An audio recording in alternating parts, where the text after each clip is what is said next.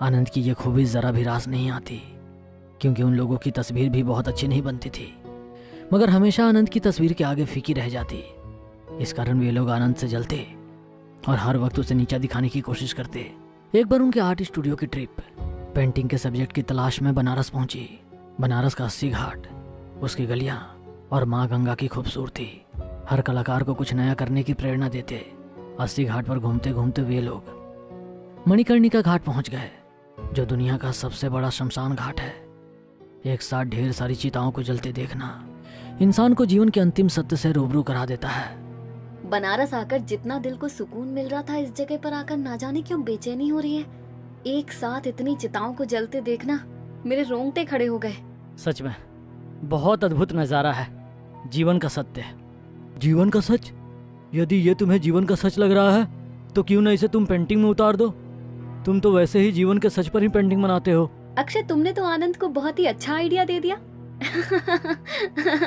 कहते हुए सांची हंसने लगी, मगर आनंद ने उन दोनों की बातों को बहुत सीरियस ले लिया।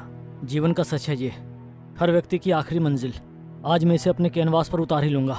कहते हुए आनंद अपनी पेंटिंग सामान लेकर वहीं मणिकर्णिका घाट पर बैठ गया।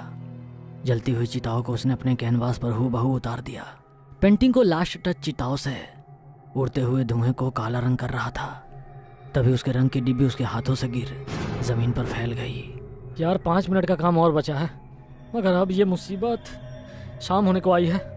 काला रंग यहाँ आसपास भी कहीं नहीं मिलेगा, क्या करूँ? वो ये सोच ही रहा था, तभी उसकी निगाह एक राख के ढेर पर गई। वो राख एक ठंडी हो चुकी चिता की थी। उसे तुरंत ना जाने क्या सूझा। उसने चिता की राख उठाई और उसे पानी में घोलकर अपनी पेंटिंग के लिए ब्लैक कलर बना लिया। पूरी पेंटिंग बहुत ही खूबसूरत लग रही थी।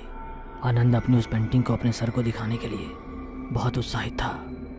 वो पेंटिंग खत्म करके वह सीधा होटल के कमरे में पहुंच गया। सांची और अक्षय दोनों की भी तस्वीर पूरी हो गई थी, मगर आनंद की तस्वीर के आगे आज भी फीकी थी। यह देख सांची को गुस्सा आ गया और उसने सोच लिया था कि आज आनंद की तस्वीर को खराब कर देगी। उसने अक्षय को भी अपने प्लान में शामिल कर लिया। देर रात तक तीनों दोस्त बातें कर रहे और सांची बहाना कर आनंद के कमरे में ही रुक गई। दिन भर मेहनत करने के कारण कुछ देर बाद ही आनंद को नींद आ गई, मगर सांची और अक्षय जाग रहे थे। जैसे ही उन्हें लगा कि आनंद गहरी नींद में सो गया, उन्होंने उस तस्वीर को उठाकर पानी में भिगा दिया। कुछ कच्चे रंग बह गए। सांची और अक्षय अपनी इस करतूत के बाद बहुत मुस्कुरा रहे थे। दोनों जाकर वापस इस तरह सो गए मानो कुछ हुआ ही नहीं हो। देर रात सांची को स्वप्न आता है कि वो नदी में डूब रही है। स्विमिंग की स्टेट चैंपियन होने के बावजूद वो नदी के बाहर नहीं निकल पा रही। नदी के अंदर उठे एक भंवर में वो फंस चुकी थी। मदद के लिए ना तो उसके गले से आवाज़ निकल रही थी और ना ही वो हाथ पैर चलाकर नदी के किनारे पहुंच पा रही थी। नाक मुंह में पानी भरने के कारण वो बेहोश हो गई। वहीं दूसरी तरफ अक्षय को स्वप्न में एक बंद कमरे के अंदर घुटन होने लगी थी। वो बंद कमरा एक भट्टी की तरह तप रहा था। गर्मी के कारण उसके हाथ पैर में छाले आ गए। गला पूरी तरह से सूख गया। उससे भी आवाज़ नहीं निकल रही थी। गर्मी के कारण हो रही घुटन से वो बेहोश हो गया। अगली सुबह जब आनंद उठा तो उसने देखा एक और सांची बेहोश है और दूसरी तरफ अक्षय। उसने पहले सांची को होश में लाने की कोशिश करी तो सांची पूरी तरह से भीगी हुई थी। ऐसा लग रहा था मानो वो नहा कर आई हो। और दूसरी तरफ अक्षय का शरीर जल रहा था। ऐसा लग रहा था जैसे गर्मी से त्वचा झुलस गई हो। उसे समझ ही नहीं आ रहा था कि ये क्या हुआ है। वो जैसे तैसे दोनों को होश में लेकर आया और बोला, क्या हुआ तुम लोगों को? एक इस तरह से भीगी हुई है और दूसरा आग से जला हुआ। क्या हुआ रात को? आनंद की बात सुनकर उन दोनों को अपने अपने स्वप्न याद आ गए। जब उन्होंने आनंद को इसके बारे में बताया तो आनंद बोला, तुम दोनों को इस तरह से स्वप्न आए? मुझे तो कुछ भी महसूस नहीं हुआ। अक्षय, तुम्हारी हालत बहुत ख़राब हो रही है, कहो तो तुम्हें डॉक्टर को दिखा देते हैं। तभी उसकी निगाह अपनी पेंटिंग पर जाती है। पेंटिंग पूरी तरह से ठीक थी। अक्षय और सांची हैरान रह जाते हैं क्योंकि उन्होंने तो पेंटिंग खराब कर दी थी। अक्षय और सांची दोनों एक दूसरे की तरफ देखने लगे। फिर कुछ सोचते हुए अक्षय ने डॉक्टर के यहाँ जाने से मना कर दिया। तुम लोग आज बनारस घूमो, मैं होटल में ही आराम करूंगा। अक्षय के बोलने पर सांची और आनंद दोनों न्यू डेस्टिनेशन के लिए निकल जाते हैं। और अक्षय जो होटल रूम में ही रुका था, उसे उन दोनों के जाने के बाद वहाँ पर किसी के होने का एहसास हो रहा था। अचानक ही बाथरूम का नल चलने लगा। बाथरूम का नल बंद करने के लिए उठा तो उसे बाथरूम के कांच में एक जली हुई औरत की परछाई नजर आने लगी। डरकर वो पीछे की ओर पलट कर देखने लगा तो वहाँ पर कोई नहीं था। अब कांच में भी किसी की परछाई नजर नहीं आ रही थी। उसे लगा उसके मन का भ्रम होगा, इसलिए वो आराम करने के लिए कमरे के पलंग पर आकर लेट गया। मगर जैसे ही वो लेटा, उसे किसी के रोने की आवाज आने लगी। उसने आंखें खोलकर कमरे में इधर उधर देखा तो कोई भी नहीं था। तभी एक महिला की आवाज आई, अक्षय, अक्षय। किसी महिला के मुंह से अपना नाम सुनकर अक्षय ने कहा, कौन है यहाँ पर? मैं हूँ, जिसे मरने के बाद भी तुमने चैन से नहीं रहने दिया। तुमसे बदला लेने आई हूँ। बदला? कैसा बदला?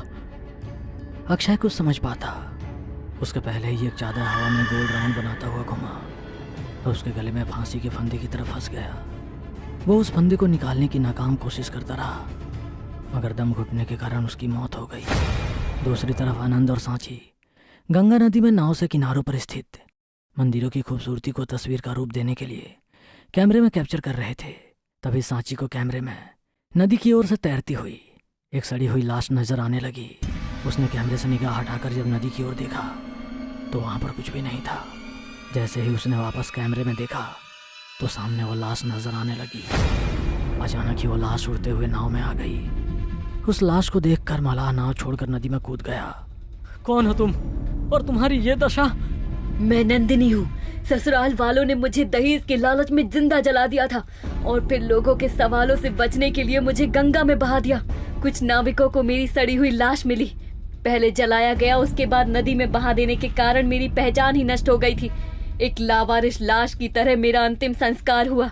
मेरी चिता की राख से तस्वीर बनाकर तुमने उसे तस्वीर में मुझे रहने की जगह दी, मगर सांची और अक्षय ने उस तस्वीर को मिटाने की कोशिश की थी। इनका मरना तय है। कहते हुए वो लाश अपने साथ सांची को लेकर नदी में ओझल हो गई। आज भी वो तस्वीर में कैद थी और आनंद ने उस तस्वीर को अपने स्टोर रूम में छुपा कर रखा है। आनंद की जरा सी भी नादानी के कारण वह तस्वीर शापित हो गई और सांची और अक्षय की नादानी, किसी की मेहनत को खराब करना, उनके जीवन की आखिरी नादानी बनकर रह गई।